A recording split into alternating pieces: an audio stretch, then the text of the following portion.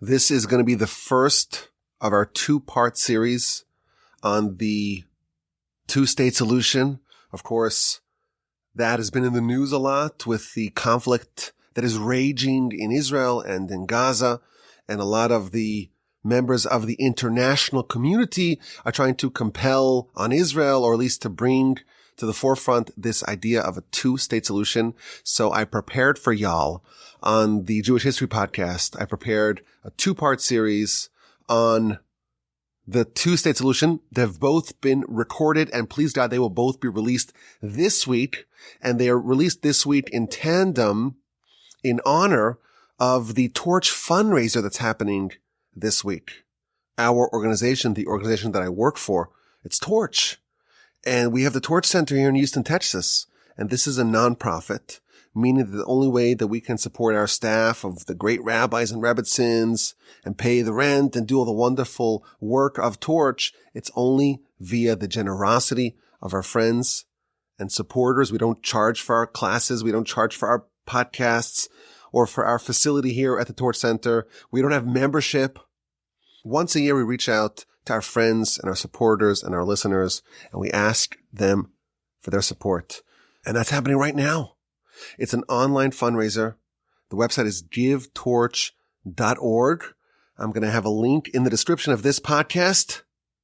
Every donation is doubled, so you get a chance to amplify your donation. We have matchers that are there to help grow your impact.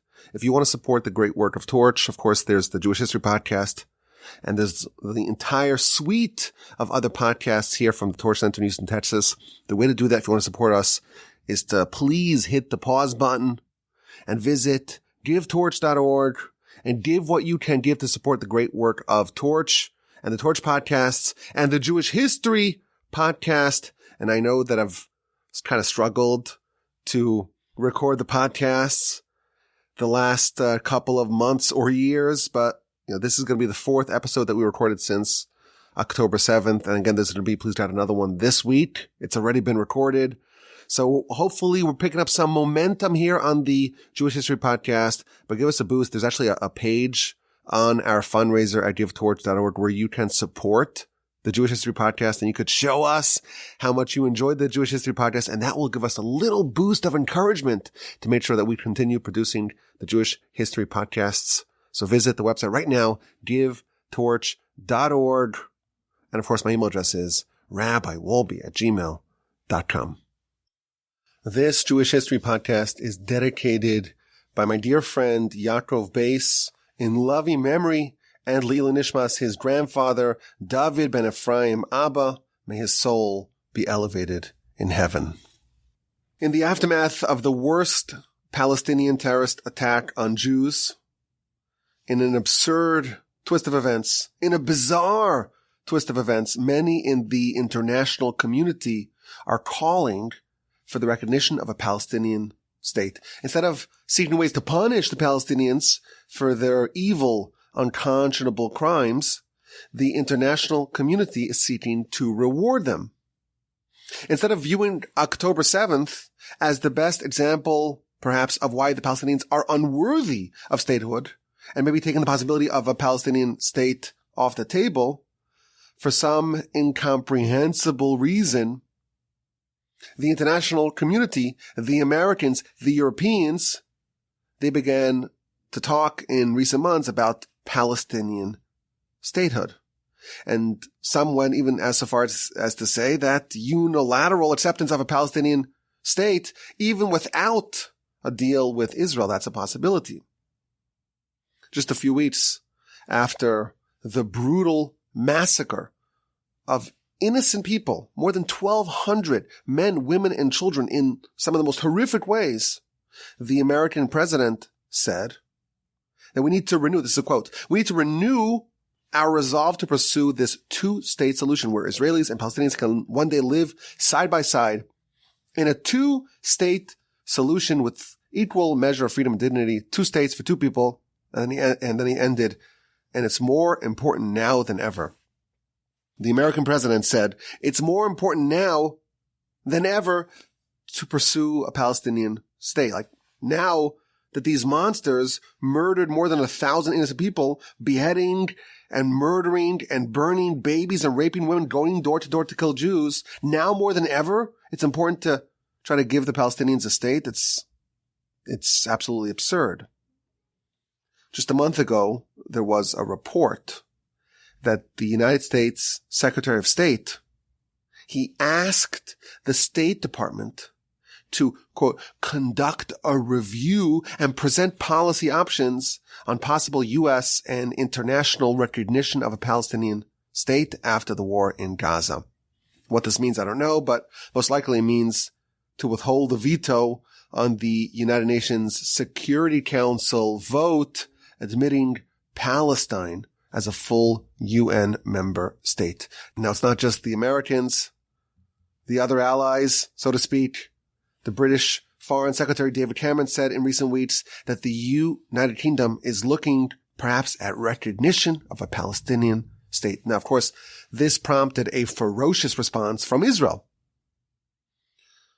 The suggestion to recognize a Palestinian state, in the aftermath of what happened, it was thoroughly rejected by the entire spectrum of the Israeli public.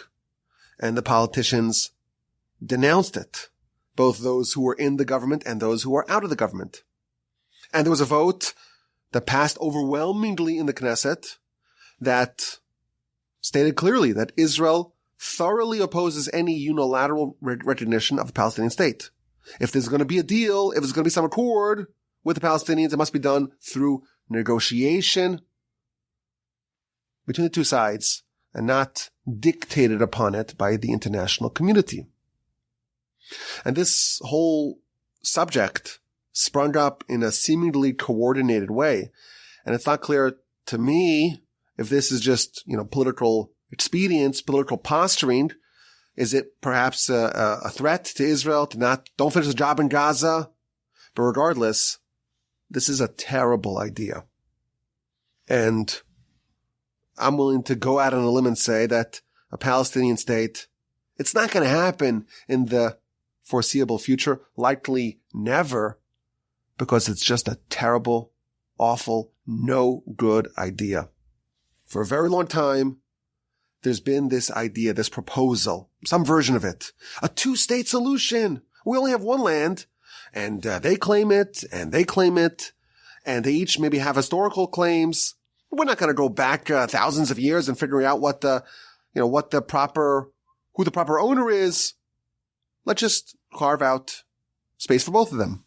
Two states for two people living in blissful harmony and prosperity. That has been the dream of the foreign policy establishment for as long as any of us can remember. And it's not one side of the aisle. It's bipartisan. This is what the previous president advocated, and the one before him, and the one before him, and the one before him, and so on. The Americans are under the impression that the only long-term solution to the Israeli-Palestinian conflict is a two-state solution.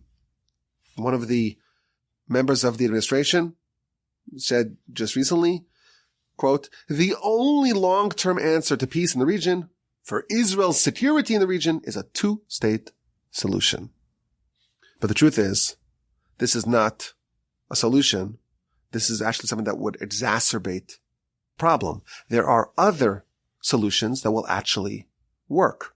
But if there were to be a Palestinian state, Israel's security would be doomed.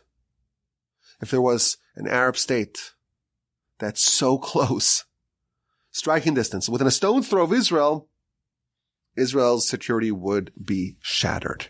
And that's the subject I want to talk about today in this discussion and in the one that will follow on this Jewish History podcast, the two-state solution. I think it's hard for us. It's hard for the Americans, hard for the Europeans, people who live in democracies, in Western democracies, people who are educated in Western universities. I think it's hard for us to understand the core of the conflict. We think of it as maybe a border dispute. It's a nationalistic conflict. Two nations have claims on a given parcel of land. That's a problem that you solve with a two-state solution. Do you cut it like this? Do you cut it like that? Is it the 67 border? Do we take into account the large settlement blocks? But the major contours of all plans are the same. But the truth is, it's not simply a nationalistic conflict. It's much more a religious dispute, an irreconcilable religious dispute. It's more that than anything else. In fact, the whole notion of Islamic nationalism, it's very, very new. Of course, there are Palestinian nationalist movements, but at the heart of the matter, the conflict is religious. Hamas is not a Palestinian organization. It's an Islamic resistance movement. Palestinian nationhood, it's a very new thing. It's not more than 100 years old. And even then, it was promoted by a very small group. There is an Islamic ideal. It's been around since Islam was founded in the 7th century. The idea of Pax Islamica, this universal Islamic rule, that is the Islamic ideal. Everyone could get along. Everyone could be Muslim. You don't have to have nation states. There's no need for borders even. In the Islamic view, everyone can and everyone ought to be Islamic. That was the plan all along. The heretics, the non-believers, they have a choice. You convert or you are killed. And to be fair, Islam does recognize a permanent underclass of monotheists, namely the Jews and the Christians. But more broadly speaking, this idea of there being different nation states is a new idea in the Islamic world. And specifically with respect to the Palestinians, Palestinian peoplehood, it's a relatively new phenomenon. It's about 50 years that we started calling it the Israeli-Palestinian conflict. Previously, it was just the Israeli-Arab conflict. And it's primarily rooted in Arab/Islamic intolerance to a Jewish foothold, a Jewish state in what we could call Palestine, in Israel. And it wasn't about establishing an independent Palestinian state as much as it was rejecting a Jewish state. And in fact, the initial plan, 100 years ago, when the Arabs resisted the Balfour Declaration, they didn't want an independent state. Initially, they wanted that land, the land of Palestina, land of Israel, that we call today land of Israel, that was supposed to be a southern province of an Arab state whose capital was going to be established in Damascus. It was to be part of Syria. And then subsequently, they want to be part of Jordan. This is actually why the Kingdom of Jordan used to be called the Kingdom of Transjordan, because it was limited to the other side of the Jordan. But because they wanted to maintain solidarity with the other Palestinians on the other side of Jordan, they renamed themselves the Kingdom of Jordan. And once the Palestinian peoplehood movement was founded in the 60s, how did it start? It started as effectively a branch of Jordan.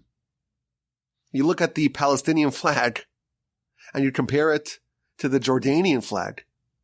It's the same thing, with the exception of a star. This notion that there was this, Palestinian people historically, it's just fiction. In fact, if you look at a lot of Islamic flags, and they're all the same. Compare the flag of Jordan to the flag of Palestine, to the flag of Sudan, Kuwait, United Arab Emirates. They're effectively identical. And that's because the Islamic ideal is a caliphate, is enormous swaths of land controlled by Islamic religious law. You ask a question. People claim that there are occupied territories. The occupied territories of the West Bank, where the Jews have established cities and towns. You ask the question, well, it's occupied from who?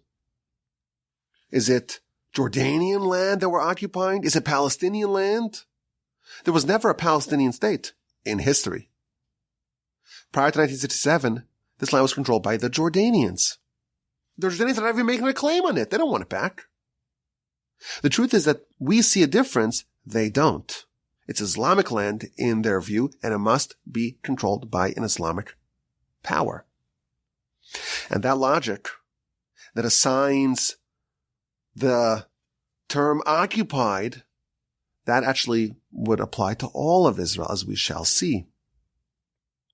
Now, some of the Palestinians' most famous advocates even admitted that the whole notion of Palestinian nationalism, it's really all about throwing the Israelis, throwing the Jews out. It's just a tactic to eliminate Israel. So to understand the heart of the conflict and why it is delusional to try to seek a neat two-state solution, we have to examine some of the deeply held Islamic perspectives on this type of dispute. What is the Islamic perspective on coming to an agreement with the infidels, with the non-Muslims? We think of peace. You have an enemy and you have disagreements, and you could reach some sort of truce. You could come to some sort of armistice. You could have some sort of agreement that could be a permanent solution towards the conflict, and the conflict has been resolved. That's how we view these types of resolutions. In Islam, and I heard this, I'm not an expert in Islam, but I was listening to perhaps the greatest Islamic expert who's non-Muslim, Dr. Kedar, and he spelled out the historical perspective that I found to be very compelling. There's a definition of peace that exists in Islam, and it goes back all the way to the founding events of the religion, and it's completely different than what we are accustomed to. The idea of peace being a permanent state just doesn't exist. Peace with non-Muslims. There can be a state of limited non-combat with non-Muslims for a limited time. But Islam views itself as a religion for all people, in all places, at all times. And part of the obligation of the Muslim is to try to effectuate the universality of Islam.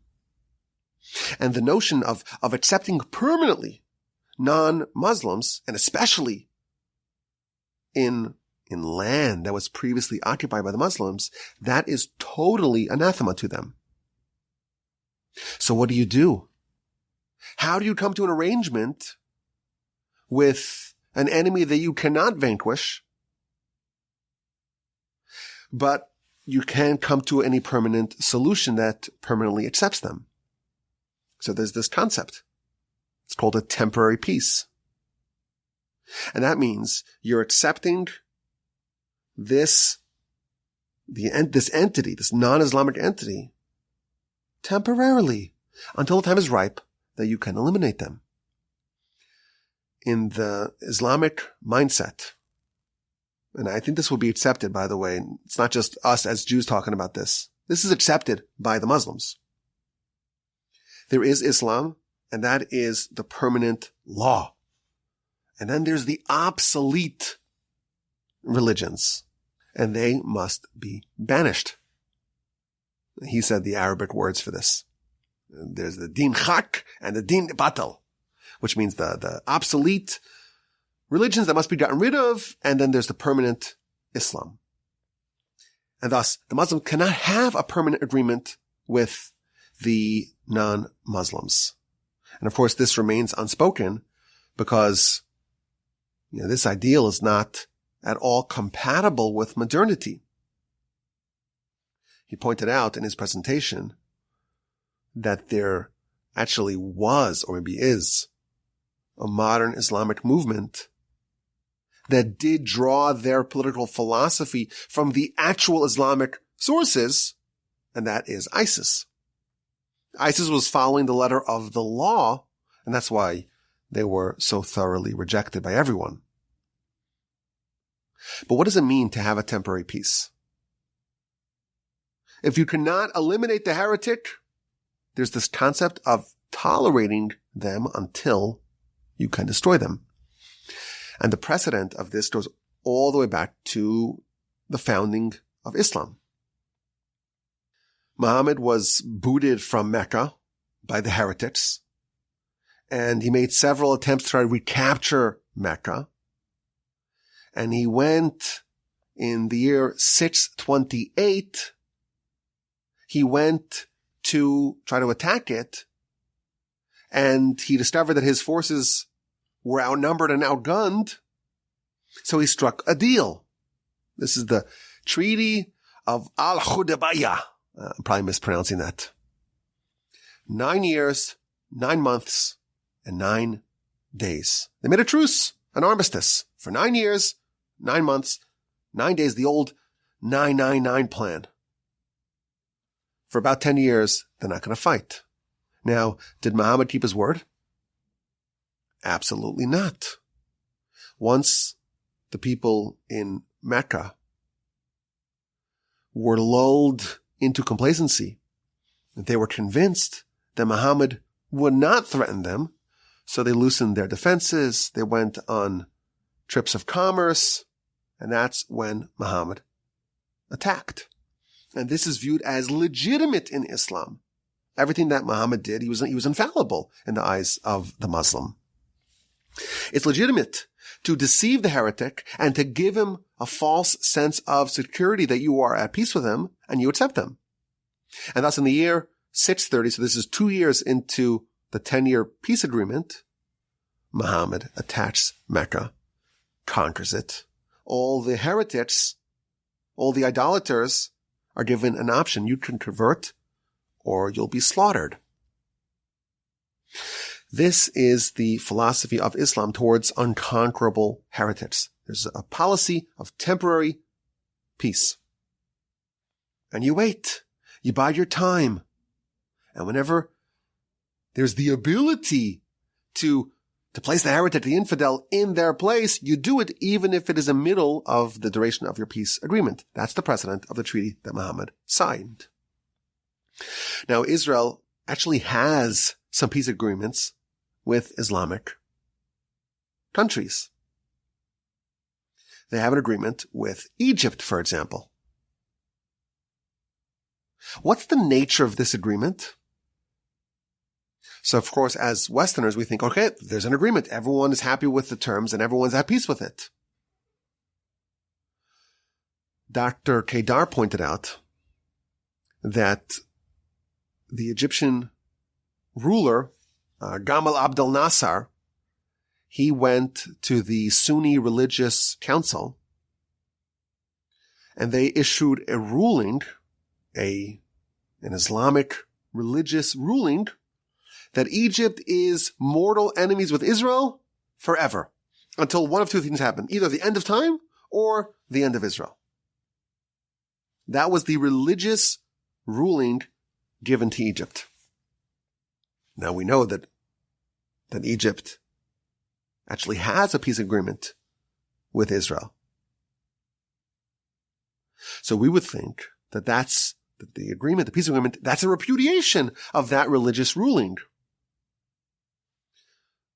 But I discovered today that Anwar Sadat, so that's Nasser's successor, he's the one who signed the Camp David Accords with Israel. He made peace with Israel. He went to the same religious council and he asked for religious justification from this supreme religious council. Can we make a peace with Israel? And they said yes, based upon the precedent set by Muhammad in the year 628. You can make peace with the infidels until it's time to attack. We have a peace that's now lasted for 45 years. But at the very inception of this peace, it was established as a temporary agreement. Until their capacity to defeat us, to destroy us is achieved, they'll be at peace with us. In the late 70s, the Egyptians realized that Israel's too powerful. You just simply can't defeat them. 1948, we had a war. Israel won. 1956, again, 67, of course, the Six-Day War.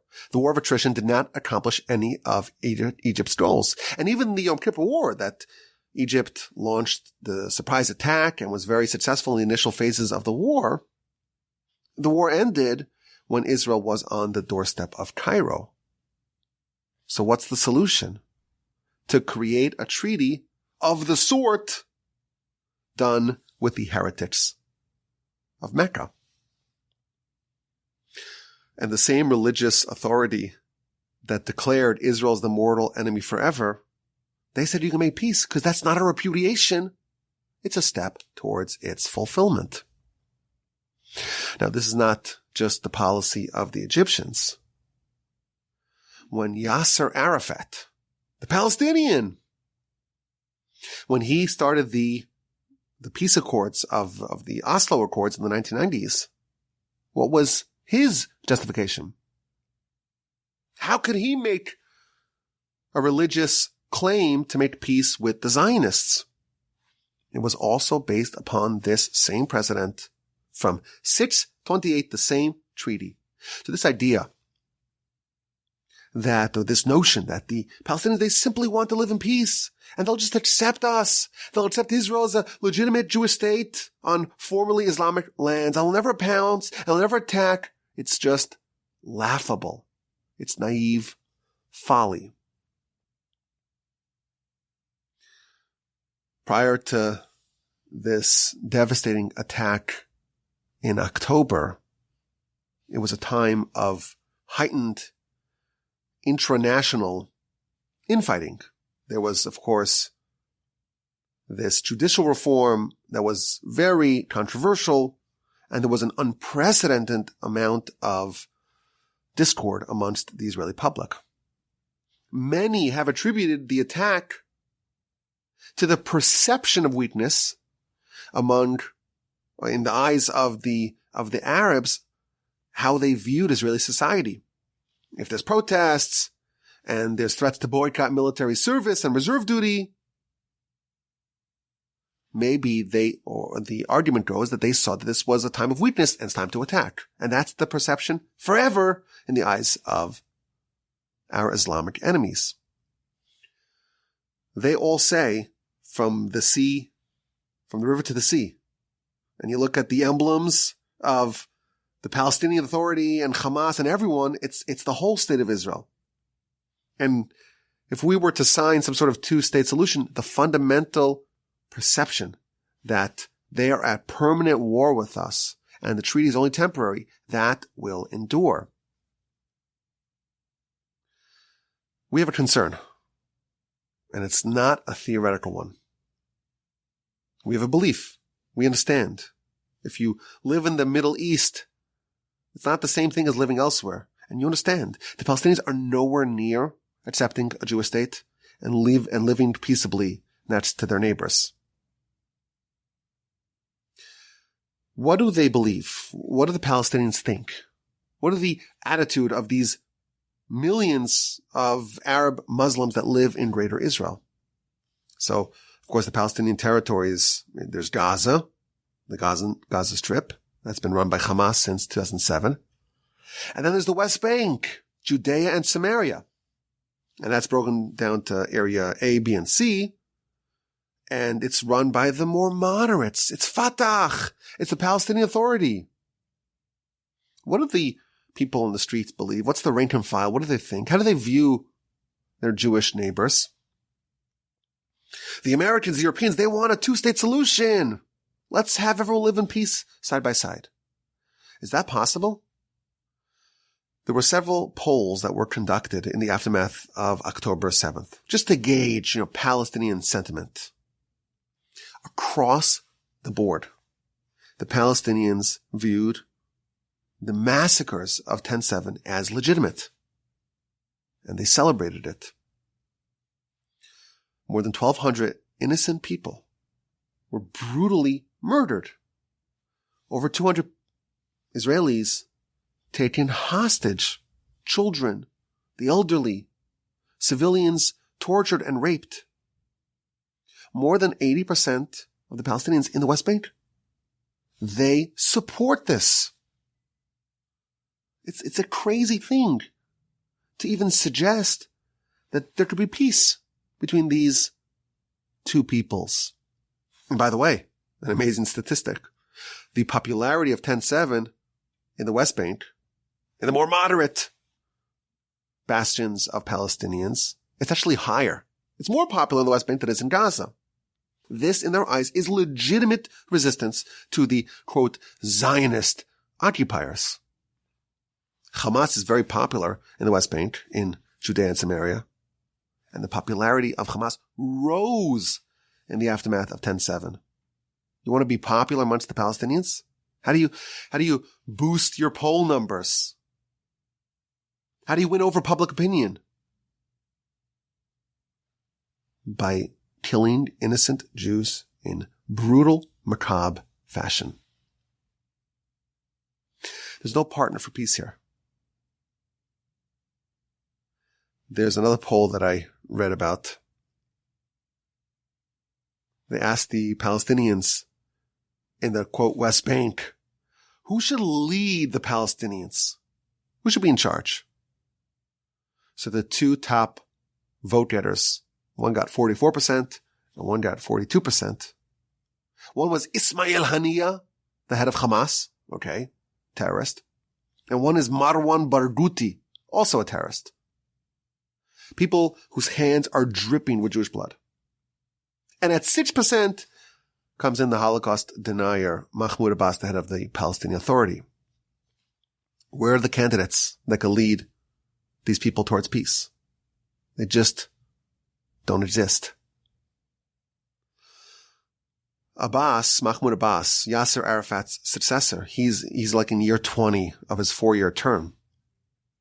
And the reason why there haven't been any votes, any elections in 20 years is because they know that Hamas would win. Hamas is insanely popular in the West Bank, in the place where the Americans, with the Europeans, with the international community wants to put an independent Palestinian state. Are these partners for peace? It's so thoroughly absurd to make this suggestion. And again, in the American media, there's the PA. They're more moderate. They're more reasonable. The truth is, the Palestinian Authority, it's not very different from Hamas. It's just a fallacy to say otherwise.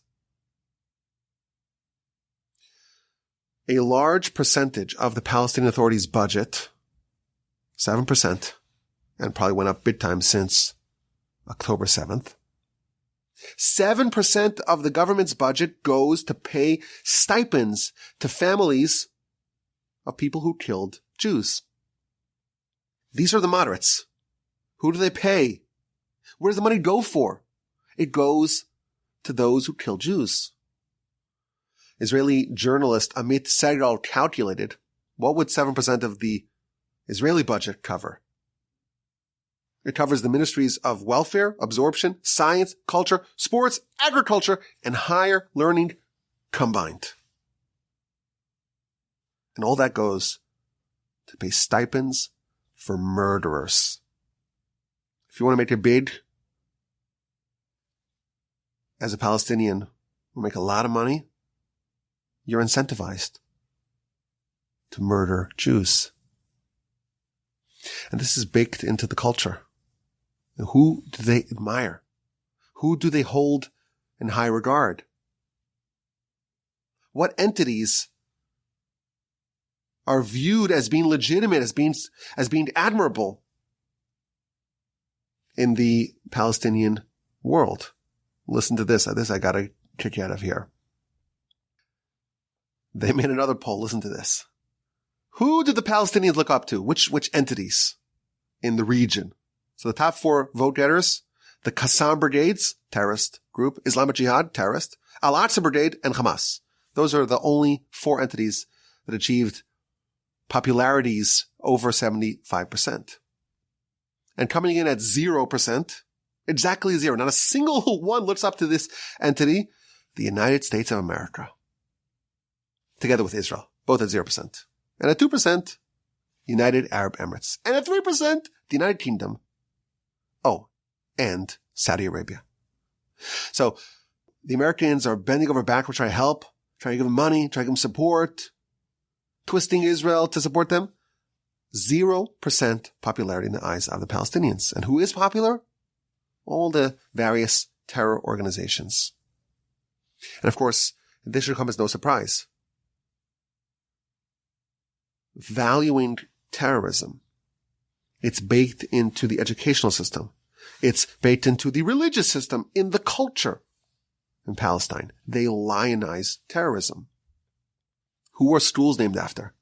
Great inventors, great scientists, great politicians or athletes,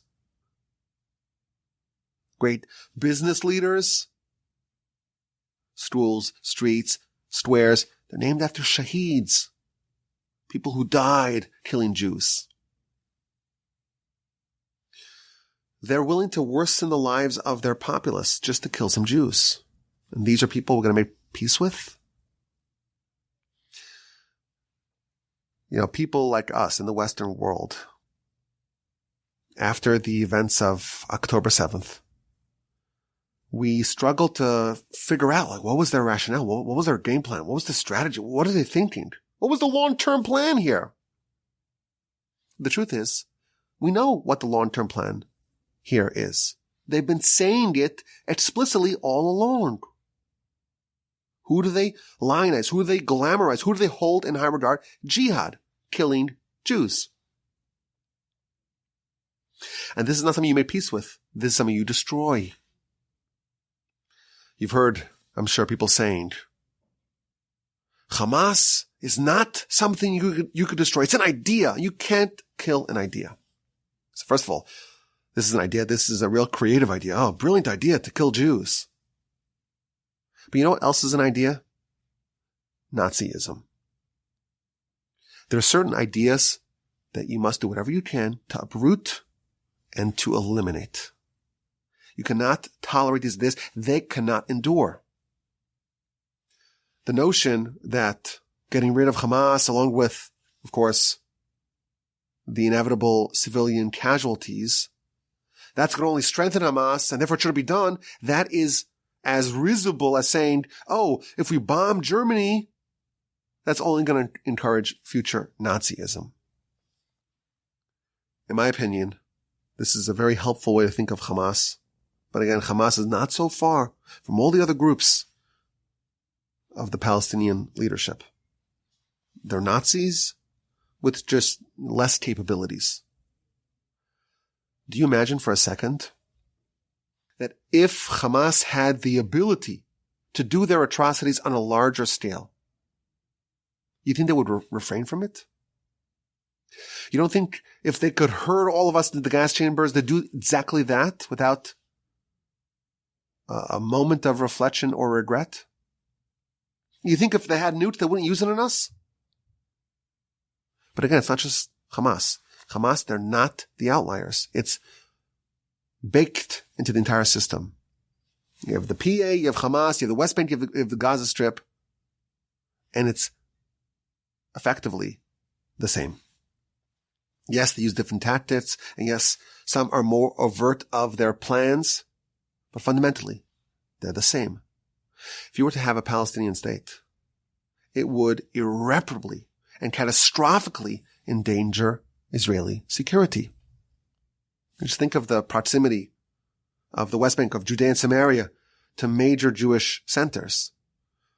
During the attack of October 7th, the farthest incursion into Israel was the city of Ofakim. That's about 20 miles, 25 kilometers away from Gaza.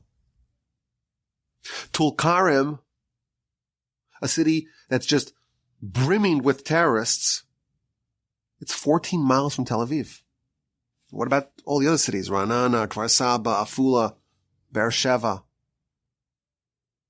These are all as close to Judea and Samaria, in the Judea-Samaria envelope, if you will, as much as the towns in the Gaza envelope, in the Otef Gaza, were as close to Gaza. I heard from one Israeli commentator, a Palestinian state risks turning Kfar Saba into what happened in Kfar Aza.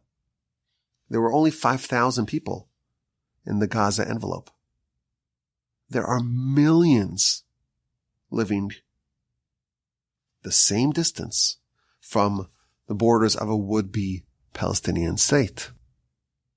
If Israel were to erect a border separating itself from the, so to speak, Palestinian state, how big of a border would that be? The Gaza border, and we saw how porous that was, all told, it's 59 kilometers. A would-be Palestinian state would demand a border of 720 kilometers. If, God forbid, the Palestinians, if they got a state in the West Bank, in Gaza, in the way envisioned by the bright-eyed Americans and Europeans, by the international community, they'll have immeasurably greater resources than Hamas, and they'll have American-made weapons, and they'll be properly trained, and there's the potential, there's the risk, or there's the likelihood of them unleashing attacks that make 10-7 look like child's play. It could be 10 times, 100 times, 1,000 times worse. The flag of the PLO, don't forget this. It's all of Palestine. This idea that they'll just accept Israel as a standalone country, it's something that they only did begrudgingly to gain some sort of international favor and credibility. But at the core, the PLO plan, it's identical to the Hamas plan. If the Hamas has the Al-Qassam Brigade, well, they have the Al-Aqsa Brigade, and they're the same thing. Many commentators have pointed out that Prime Minister of Israel, Netanyahu, he made a great strategic mistake by strengthening Hamas, and he did that in order to weaken the Palestinian Authority. Of course, everyone agrees now that it was a disaster to bolster Hamas. But the larger strategy of trying to balkanize and divide the Palestinians and to make Palestinian statehood an impossibility, that's the correct approach. And anything that can be done to weaken the PA and to make the possibility of a Palestinian state more remote, that is something that, based upon everything we know, will likely save many, many, many Jewish lives. Now, thankfully, Israel universally and categorically opposes this. Historically, when there was terror, sometimes it led to capitulation. It doesn't seem, at least up to this point, that Israel is bending and giving concessions as maybe they've done in the past. And again, they passed that law that rejected completely any solution that's foisted upon them by others. But certainly, looking at the situation, declaring a Palestinian state, it's just not the solution. So what is the solution? Everyone's trying to ask the question. Suppose Israel is successful in doing what they need to do in Gaza. Who's going to rule Gaza? Well, it's obviously not Hamas. So the Americans, the Europeans, and even some Israelis, they say, well, we have to get the Palestinian Authority there. The renewed Palestinian Authority, the reinvigorated Palestinian Authority. But the truth is, the PA, they're not part of the solution. They're part of the problem. Remember where they came from. They are the rebranded PLO. And after the Lebanon War, Israel sent Arafat and his cronies to Tunisia in exile. And for some reason, one of the worst decisions in Israeli history, Peres and Rabin, they decided to bring them back and to legitimize them and to give them weapons. This is the famed Oslo Accords. Give them weapons, give them territory, and give them the first steps of Palestinian statehood. It's hard to argue that this was not an abject failure. Instead of using all these resources to build a state and to modernize and to learn to tolerate their neighbors, they turned their guns on the Israelis and they launched an intifada with suicide bombings, blowing up buses, blowing up restaurants. And then they were booted from Gaza in June of 2007. The Fatah, the PA loyalists, were savagely killed by Hamas. They were chucked off the high buildings in Gaza. Visitors today would perhaps be surprised to learn that there used to be tall buildings in Gaza. But certainly, the PA is not popular, not in the West Bank and not in Gaza. There's zero chance that the PA will be a serious ruler in Gaza. For some reason, this is what the Americans want.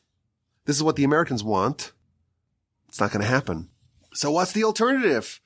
So there's the pie in the sky idea, bring in the Saudis, bring in UAE, bring in Qatar, let them swoop in and save the day.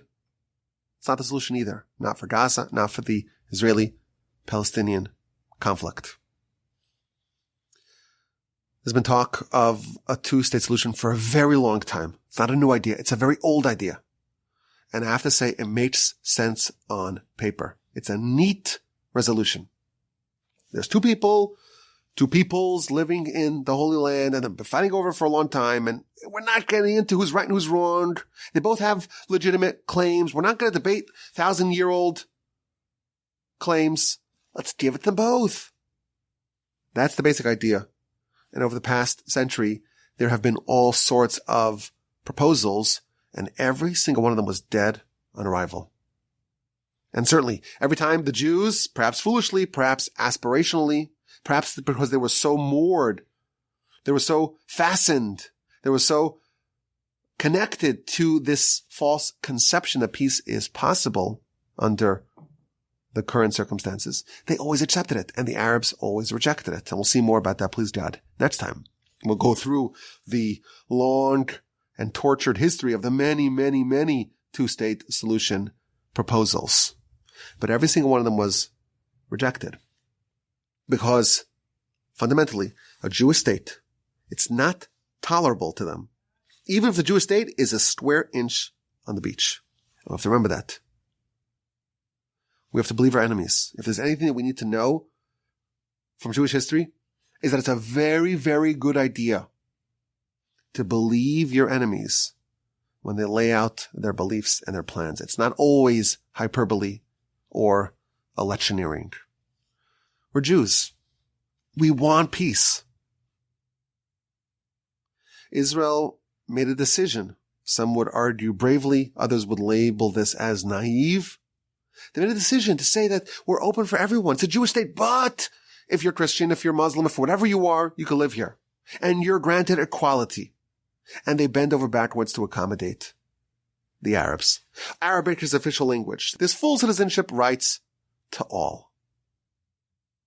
Of course, in a Palestinian state, there would be no Jews. And you can point out the double standard. The Israeli Arabs, they get to stay in Israel. But no Jews can remain in any Palestinian state, of course. And anytime you point out the double standard, they go nuts. There's so many double standards. I think of it as just being simply rooted in plain old vanilla anti-Semitism. You know, when ISIS slaughtered tens of thousands, hundreds of thousands of Muslims, there were no international protests and rallies. Assad kills 500,000 people in Syria. Well, where's the outcry? Where's the protests? Where's the rallies? Israel kills Hamas, and they have a much better terrorist to civilian casualty rate, way better than the Americans ever had. And they're fighting in these incredibly packed conditions and incredibly urban environments. And there's the outcry. And everyone's complaining. And all over social media and all over traditional media, and everywhere, Israel's being condemned. A friend of mine, he went to the local city council because they were having a debate. This is the thing in America. All the city councils, they can't manage their own cities, but they want to make a declaration to try to institute a ceasefire in Israel. So my friend, Dr. Kritz, who I interviewed on my podcast, he went to Israel and told over the whole story. In the city of Raleigh, in the city council, they were having a debate about Israel Palestine. And he said there were just swarms and swarms of Palestinian sympathizers. And they all have cousins who are in Gaza, all of them. Everyone's given 1 minute to speak. And all he did was point out the inconsistencies and the hypocrisy. When they die in Yemen, you don't care. When they die because of ISIS, you don't care. When they die in Syria, you don't care. When there's atrocities in Saudi Arabia, you don't care. Only once the Jews are trying to defend themselves, only then do you suddenly get all hot and sweaty. That's all he said. So what'd they do? They played nice. They played fair. They go after him. They target him. They complain to the medical board. In 35 years of practicing, he had 2 complaints to the medical board. They submitted 54 complaints. 45 of them were anonymous. And they accused him of supporting all he said was, hey, Muslims are dying in all sorts of places, and suddenly it's only when the Jews are involved. Only then do you start protesting. They even started fabricating stories against him. They made up this whole story that he told a woman in the hospital she was wearing a head covering, you shouldn't be allowed in here. This was all obviously dismissed by the medical board. But this is part of what we're going up against. It's not just a coordinated attack against Israel there. It's everywhere. And I'm not going to say definitively that all anti-Zionism is anti-Semitism. But as I mentioned in my podcast with Dr. Kritz, if there's a Venn diagram, it looks a lot like a circle. And one of the easy things that we could say is, well, let's just solve it. It's a 2-state solution.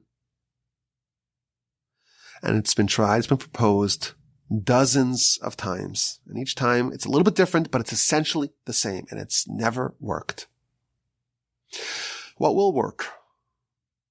Is there a good solution to Gaza more broadly, to the Israeli-Palestinian conflict? Is it just helpless? Only Messiah, only God can solve this?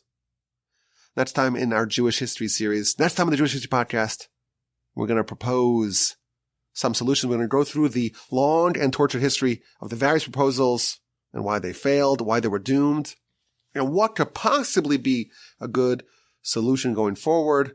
I'm looking forward to that. My email address is rabbiwolbe@gmail.com. I'm looking forward to hearing your feedback and please God studying this story yet further. We end in prayer for our brothers and sisters living in the war zone, the civilians, those who have been displaced from their homes, the soldiers in Gaza, of course, the hostages. We send our condolences to all those who were injured and, of course, the families of those who were killed. We hope they suffer no longer and that only good happens to them and their families. They're in our prayers. We pray for them every day, and we hope to only hear good news from them, and hopefully we will merit to peace and stability in our time. Please die with the arrival of Messiah. May he come speedily in our days. And again, that email address is rabbiwolbe@gmail.com. Thank you so much for listening to the podcast.